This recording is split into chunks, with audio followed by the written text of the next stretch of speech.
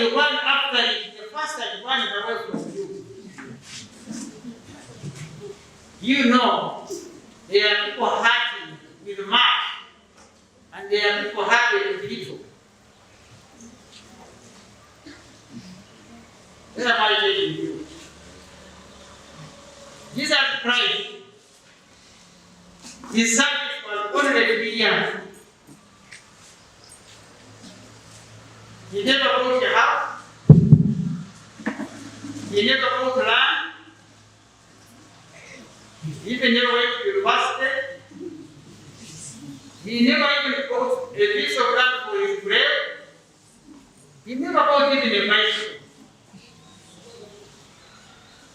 What do we remember about the Lord Jesus Christ? It is his word, his teaching. I am here, and that goes with why are we here? I'm going to ask you to write down about 5 questions. Starting with the questions why in your life, for the rest of your life. Don't just do things. The question is, why are you doing what you are doing? Why are you here in this conference? When I was invited, I said, why should I go?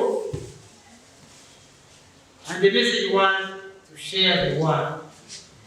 To share love by your choice and share the word. When they were about to arrest Jesus, he told them, the few people, disciples, he told them, get swords. And they said, we have 2 here. I said, that's enough. And for them, they thought they meant the swords of physical swords. I tell you, we go. He said, your sword is the word. We are here, at least I assume, why are we here? Why are we here together? We are here to share the word of God and what it tells us about our lives. I don't use my own personal experience of life in the different circumstances, but I want to tell you that the questions that we ask, and these are questions we ask like in the bush. Question number 1 is, why did we go to the bush? And we have a song, Bogedde, but it means,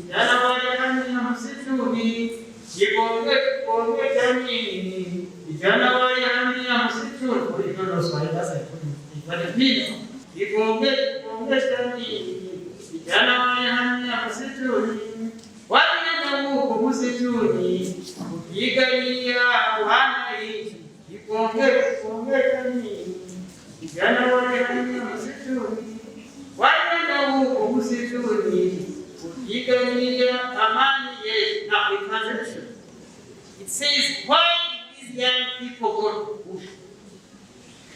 That question, why, was asked by the moment you walk the bush, we teach you that song. Right from the beginning. And it says they went there to fight for one another, fight for democracy, fight for our peace, and all these values and goals that we have. So the question is, for anything, why are you doing what you are doing? So question number 1 is, why are you doing whatever you are doing? It will help you when you are going to do wrong things. It will help you when you are about to commit a sin. It will help you when your mind will tell you this is not correct and you're about to do it. Ask yourself, why, if your conscience has told you that God is a voice in everyone's head, which will tell you that this is wrong, ask the question, why? Now, it was, the other question we would ask is, who am I? Which is a good one, is who am I? Who are you? You are so and so by name and so on. You want to tell me, I'm a Nyambwe, or I'm Uganda, I'm a Acholi, I am a Ugandan, I am an East African, I am an African, I am a human being, and so on. And then what? Because you are trying to identify yourself with somebody, and some of you are putting on other people's fashions and designs. Huh? What are these fashions which are very famous? Gucci. Gucci. You know what Gucci? But you just try to identify yourself with Gucci, whom you don't know. Because somebody has said Gucci is famous. I was enjoying myself watching members of the parliament putting on Jacob Oranya's old time. And I always laugh when I see people becoming Pokemon. I laugh because one time I was sent out of that parliament for not putting on a tie. Then when I went out, I went and put on a full dress of the national flag of Uganda. They still sent me out. Because the law by then of our code of dress was a tie and a coat. It was still there. But my demonstration resulted in changing that dress code. You now can go like this and it's called a business suit. And it came in the one from Kenya as a result of that little input. So, the important point I'm making is why are you doing what you are doing? Who are you? And I want to tell you, you are the only you. Say, I am me. I am me. I am the only me. There has never been. There is no. There will never be another me. Why?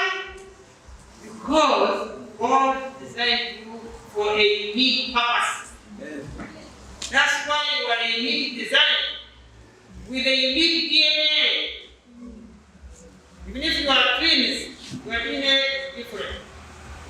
So that's question number 2. Who am I? Question number 3 is where have I come from? Do you know where you have come from?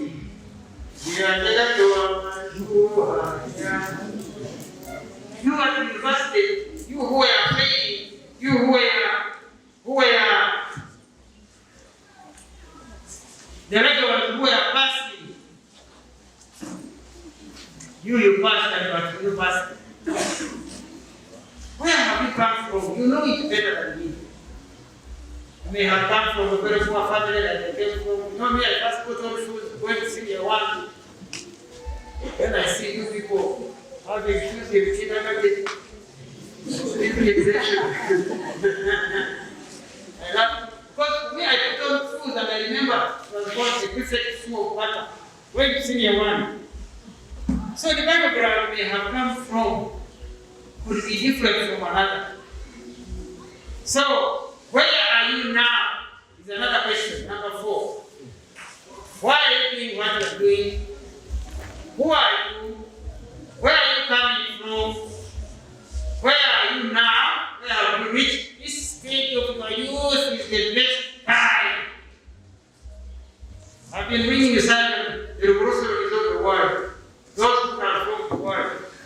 I don't know them do it at the very high age below 30. I became commando General A at 29. And I was minister at 31. And I have told you that Alexander the Great was 32. And Jesus was 33.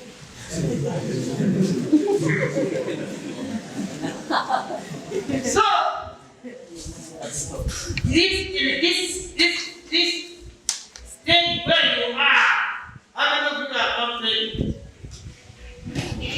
Wow. Many are younger than 20. How many are below 20? Those who are below 20, don't feel shy. Above 20? So others were lazy. Or you can probably come. We know by being at university, if you are above 20, otherwise how do you make it from school? Now, this is the time, this is the best time in your life. Which I want to tell you is when you can make the greatest choices of your life. As I told you, me, the testing of the law of being must be free. I continued in primary and then later on I backslid. And then but I kept with the values of my parents. There are things as a child of a Christian which I cannot do.